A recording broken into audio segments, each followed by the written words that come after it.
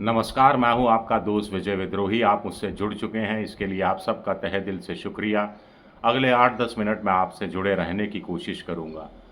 तो ट्रंप ने इजराइल और ईरान के बीच में सीज़ फायर तो करवा दिया है, लेकिन ये सीज़ फायर कब तक टिकेगा, कितने लंबे समय तक टिकेगा, इसको लेकर अभी भी खतरे के बादल मंडराए हुए हैं। इजराइल ने कहा है कि वो सीज़ फायर का सम्मान करता है, लेकिन ईरान गोलीबारी मिसाइलें बरसा रहा है, तो ईरान पर रोक लगाई जानी चाहिए, सीज़ फायर का उल्लंघन कर रहा है।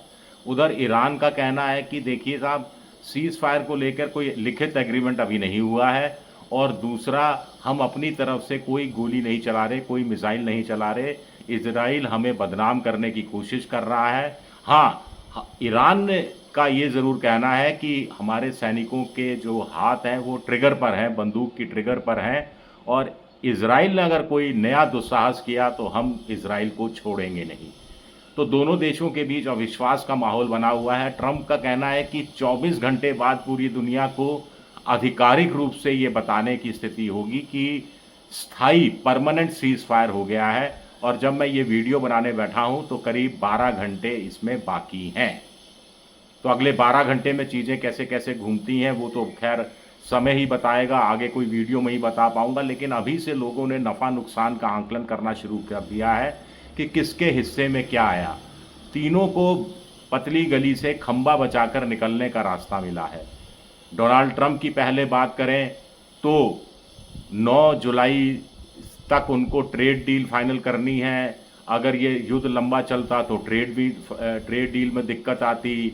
अगर जो स्ट्रेट ऑफ हरमूज को बंद कर देता ईरान, तो खाड़ी के देशों का क्रूड ऑयल, यूरोपीय देशों का व्यापार, ये सब बाधित होता, और ये लोग भी अमेरिका की आलोचना करने लगते। अमेरिका के अंदर आलोचना का दौर चल रहा है, विरोध प्रदर्शन हो रहे हैं कि ट्रंप को इस युद्ध में कूदना नहीं चाहिए था। तो ऐसे में राजनीतिक संकट एक स्थानीय स्तर पर पैदा हो रहा था। इसीलिए ट्रंप ने ये डील करवा दी कि अब ट्रंप ने एक बहुत बड़ा राजनीतिक जोखिम भी ले लिया। ईरान पर बंकर बस्टर बम गिरा के उसके परमाणु बम बनाने के तमाम ठिकाने, तमाम उसके उपकरण वो नष्ट भी कर दिए, जैसा वो दावा कर रहा है। नेतन्याहू को भी खुश कर दिया। नेतन्याहू के बहाने इजराइल और जो यहूदी बड़ी संख्या में जो वोटर अमेरिका में रहते हैं, जो बहुत पैसे वाले हैं, जो बहुत इन्फ्लुएंशियल हैं, उन सबको भी प्रभावित कर दिया। उनको अभी वोट बैंक खराब नहीं हुआ। तो ट्रंप के खाते में ये चीज़ें आ गई। और दूसरा, ट्रंप अब नए सिरे से सपना लेने लगे हैं कि अब तो भाई नोबेल प्राइज़ दे दो।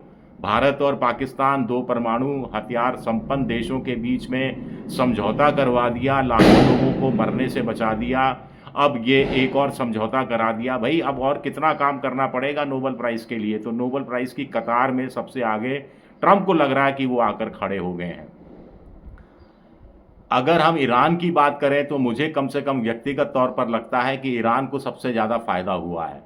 एक तो उसके परमाणु बम बनाने वाला जो यूरेनियम, एनरिच यूरेनियम है, वो बच गया है। मोटे तौर पर अगर नहीं बचा होता, नष्ट हो गया होता, तो रेडिएशन फैलता।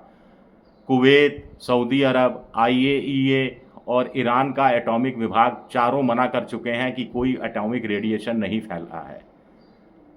दूसरा, आयतुल्लाह खुमैनी को मारने का हुक्म इजराइल दे रहा था, अब नेतन्याहू की गर्दन खुद नपी हुई नजर आ रही है। पॉलिटिकल बली उनकी चढ़ती हुई दिखाई दे रही है। तीसरा, ईरान को पूरा एक कर दिया है इजराइल ने इस युद्ध के बहाने।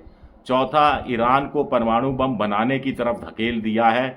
ईरान को लग गया है कि अगर एक अदद परमाणु बम हाथ में होता तो इजराइल ये दुस्साहस नहीं कर पाता और अमेरिका ये हिमाकत नहीं कर पाता। पांचवा, रिजीम चेंज की बात हो रही थी कि साहब रिजीम चेंज होना चाहिए। अब ना तो अमेरिका रिजीम चेंज की बात कर रहा है, ना इजराइल के हाथ में रिजीम चेंज वाली ताकत ही रह गई है, क्योंकि वो तो सीज फायर हो गया है। तो आयतुल्लाह खमेनी की जान भी बची है, उनकी सत्ता भी बची है, और सत्ता पर पकड़ भी मजबूत हुई है।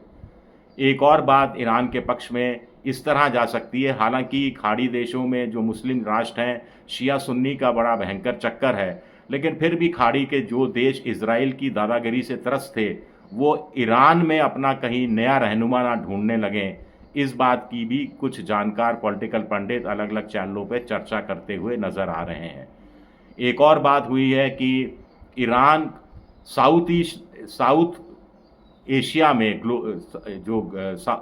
ग्लोबल जो दुनिया मानी जाती है, ग्लोबल साउथ के अंदर अपनी एक बड़ी भूमिका चाहता था, तो अनायास ही उसकी बड़ी भूमिका सामने आ गई है। अब ट्रंप अगर न्यूक्लियर डील ईरान के साथ करना चाहेंगे तो अब ट्रंप अपनी शर्तों पर नहीं कर पाएंगे, कुछ कुछ ईरान की शर्तें भी माननी पड़ेंगी और ईरान कहेगा कि हमें ट्रंप पर यकीन नहीं है, हम रूस को, पुतिन को, हम चीन को, हम शी जिनपिंग को भी गवाह के रूप में लेना चाहते हैं। अब ईरान ट्रंप पर यह भी दबाव डाल सकता है कि न्यूक्लियर डील तभी होगी जब सारे आर्थिक प्रतिबंध हटा दिए जाएं, और सारे आर्थिक प्रतिबंध हटा दिए जाते हैं तो अंतर्राष्ट्रीय बाजार की जो कीमतें हैं क्रूड ऑयल की और गैस की, उस पर ईरान अपना तेल और गैस बेच पाएगा, लाखों अरबों डॉलर की अगले कुछ सालों में कमाई होगी, पर कैपिटा इनकम बढ़ेगी और ईरान खाड़ी के जो सऊदी अरब, यूएई, कुवैत जैसे, कतर जैसे संपन्न देश हैं उनकी कतार में खड़ा होगा। ये थोड़ा सा ईरान इस दिशा में जाता हुआ दिखाई दे रहा है। एक और बात हुई है कि अब ईरान के बहाने रूस को और शी जिनपिंग को अच्छी तरह आभास हो गया है, खाड़ी देशों को भी, कि अगर अमेरिका पर सामूहिक रूप से दबाव डाला जाए तो ट्रंप को झुकाया जा सकता है। ईरान की हाइपरसोनिक बैलिस्टिक मिसाइलों ने कमाल कर दिखाया, इजराइल का जो सुरक्षा कवच है उसको भेद करने में वो कामयाब हुई मिसाइलें, हालांकि संख्या 10, 15, 20, 25, 30% तक रही, लेकिन फिर भी कामयाब हुई और इजराइल को बेनकाब कर दिया, नेतन्याहू को बेनकाब कर दिया ईरान ने। तो अब उनका ये माल अंतर्राष्ट्रीय हथियारों की मंडी में तेज़ी से बिकेगा। इससे जो ईरान की कमाई होगी वो अलग से उनके खाते में जाएगी और जो नुकसान हुआ युद्ध के कारण उसकी कुछ हद तक ईरान भरपाई कर पाएगा। ये बात भी मोटे तौर पर कही जा रही है। नेतन्याहू को की हालत वही होगी कि दुबे जी चले थे चौबे जी बनने, छब्बे जी बनने, दुबे जी बनकर रह गए। कुल मिलाकर ये कुछ हालत हुई है नेतन्याहू की। अब दक्षिणपंथी जो दूसरी पार्टी के नेता हैं वो जो बाहर से समर्थन कर रहे थे वो कितना समर्थन जारी रखेंगे। अब नेतन्याहू कब तक इजराइल की जनता को मूर्ख बनाते रहेंगे कि ईरान के सारे परमाणु ठिकाने ख़त्म कर दिए, क्योंकि अभी इसके सबूत तो आए नहीं हैं। आने वाले कुछ दिनों में पता लग गया, मान लीजिए ईरान ने ही घोषणा कर दी कि उसका 900 किलो एनरिच यूरेनियम उसके पास पड़ा है और इस जगह सुरक्षित रखा हुआ है, तो नेतन्याहू क्या करेंगे? नेतन्याहू इजराइल की जनता को क्या जवाब देंगे कि भाई इतनी मारामारी हो गई, हमारे घर वर चले गए, बंकरों में रहना पड़ा, स्कूल बंद हो गए, ऑफिस जाना बंद हो गया, लेकिन बदले में इजराइल को हासिल क्या हुआ? आयतुल्ला खुमैनी तो अभी भी राज कर रहे हैं, ठाठ से राज कर रहा है। रिजीम चेंज की बात कर रहे थे नेतन्याहू, ऐसा तो कुछ हुआ नहीं। ईरान दब जाएगा, कुचल जाएगा, नष्ट हो जाएगा, ऐसा भी कुछ हुआ नहीं। तो सबसे ज़्यादा नुकसान क्या इजराइल और उस बहाने नेतन्याहू को हुआ है? और क्या नेतन्याहू की गद्दी जा सकती है? और गद्दी चली गई तो उन पर भ्रष्टाचार के जो आरोप हैं, अंतर्राष्ट्रीय कानून के उल्लंघन का, युद्ध अपराधी के जैसे कुछ आरोप हैं, उसके तहत उनको बाकी की ज़िंदगी क्या जेल में बितानी पड़ेगी या ट्रंप जैसे तैसे बचा लेंगे?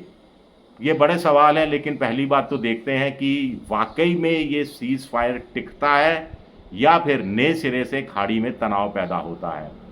शुक्रिया मेरा ये वीडियो देखने के लिए। पसंद आए तो लाइक कीजिए, सब्सक्राइब कीजिए, शेयर कीजिए। आप मेंबरशिप ड्राइव में भी जा सकते हैं, मेरी आर्थिक मदद की भी कोशिश कर सकते हैं। शुक्रिया, बहुत बहुत शुक्रिया।